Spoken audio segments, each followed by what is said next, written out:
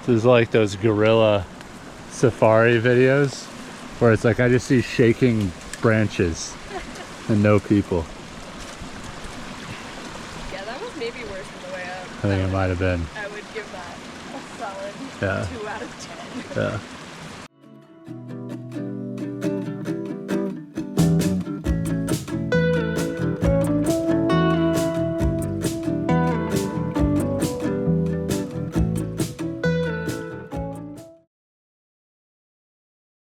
Good morning. It's just after 6 a.m. and today is the most exciting day of the Taser trip. We are heading to the Skillet Glacier. So it's a paddling day, it's a bushwhacking day, it's a mountain climbing day, and we will bring all of you along for the ride. So see you in a bit as we get going. I'm gonna make tea right now. Before we jump in, let me give a quick background on Taser, or the Teton Alpine Stream Research Project. So we started doing this back in 2015, and we're going to 12 high mountain stream sites in the Teton Range that are fed by different sources. So some streams are fed by glaciers, surface ice that's exposed and moving downhill. Some are fed by these features called rock glaciers, which I'll make some other videos about, and you can look across the channel and find some good info. And then others aren't fed by any permanent ice source. They're fed by just seasonal snowmelt. And so we visit all of these streams, these 12 streams, every year at the same time of year, and we collect a suite of environmental data. We've been doing this for the 10th year. And so for today, our goal is to go to the Skillet Glacier site, which is the hardest site to get to in the Taser suite of sites, collect our regular data, and then go up to the ice itself and establish some repeat photo sites so we can actually take repeat photographs of the glacier and track its physical change over time.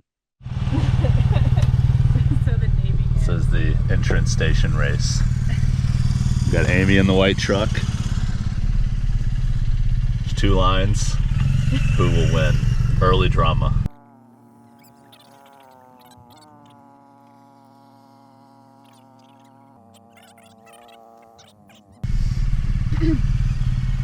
They're down to 2 in the next. Oh, there we go. We beat them.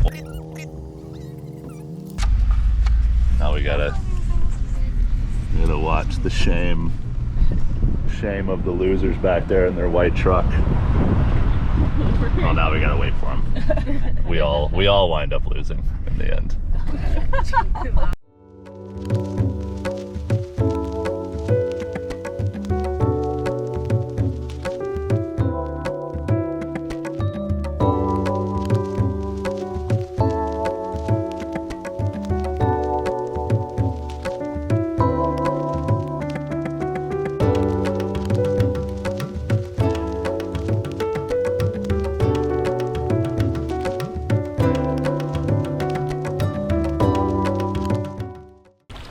Got our team, paddle brigade. What do you call a bunch of boats together? A fleet? We got a fleet. Kendall and I are paddling pretty hard, apparently. The rest of our fleet is a little behind, but we got this amazing view of the Skillet.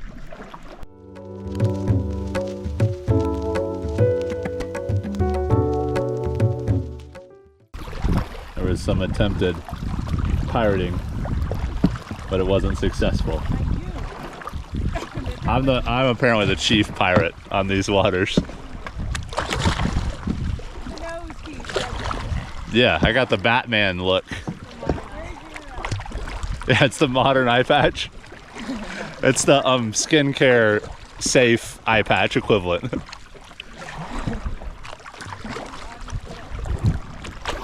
We were heading for the bear patch straight ahead, and we're basically just gonna walk right up to the ice. No problemo. So the route up to the Skillet Glacier is not totally straightforward. There is no trail. It is about 2/3 paddling from Spalding Bay over to Bear Paw Bay, roughly like 6 miles of kayaking or canoeing.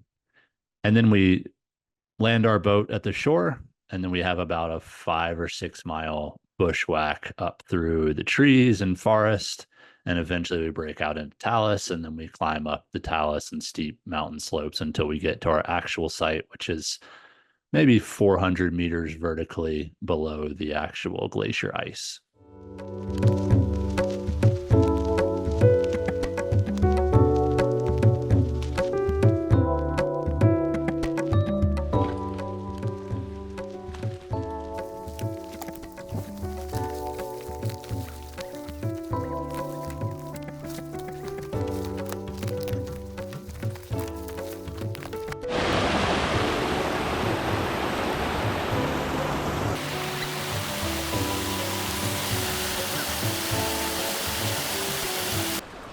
Bushwhack is in full effect. We stayed a little more right than we meant to, and now we got to cut over. See if you can spot Lusha in the brush. We have made it to the Boulder Field. It's essentially the end of most of the trees. Gets a lot easier now. You can see the glacier.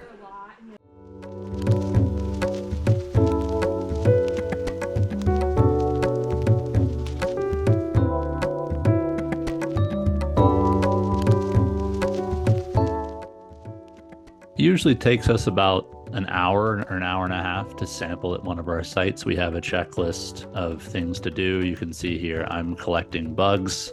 Lusha's helping me. We're using a method called a Cerber sampler. Kendall is actually filtering water for seeing how many nutrients are in the water and how much there is in terms of suspended solids and sediment is in the water. Last year we lost a temperature logger up here. This is the Skillet Glacier site, and it's a big deal because that records hourly temperature for the entire year. So anytime we lose one, it's like a year of data that's lost. And one of the things we're tracking is how these streams are potentially warming as ice goes away. So I was nervous coming up this year that I'd have trouble finding the logger, but in about 2 seconds, I remember putting this really big rock over it, and this is it.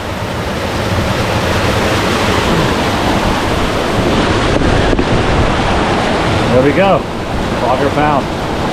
We'll get this swapped out. We are done at our study site.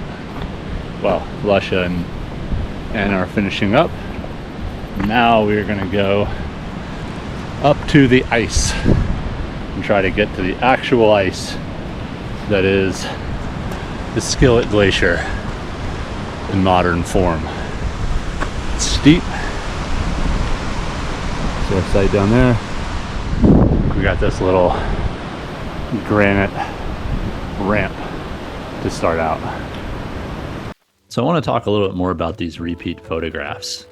I made a video about the value of repeat photos for tracking glacier change, which I'll link. But generally speaking, there aren't many glaciers that have historical photos of them. And these historical reference photos are some of the best ways for us to actually tell exactly how they're changing over time. And so the Skillet Glacier is a really hard place to get. Kendall and I are heading up to the glacier itself to not only see the ice for our own benefit, but we're going to take some photos and establish some perspectives that we can then go back and repeat in the coming years.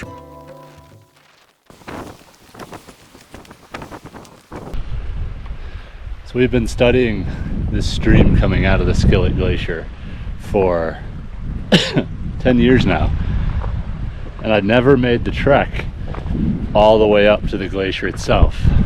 So it's extremely cool to finally get to see it and to share it with all of you. So this is the Skillet Glacier in all its glory. It is receding very rapidly at a rate of about 0.7 meters of vertical ice every year. But there's still a lot of ice up here. And you can see the exposed, this gray glacial ice up here still has a lot of crevasses in it. which means that it is in fact moving. So it's still actively deforming. After a really cool visit to the glacier, it is getting a little late in the day. The weather's holding, but we don't want to push it.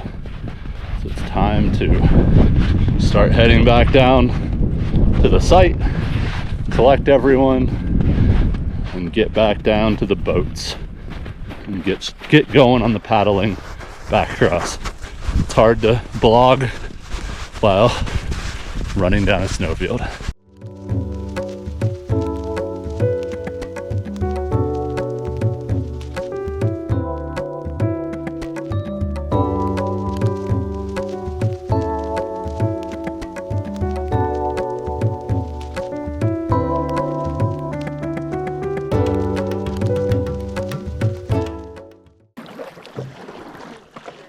We are leaving the Skillet.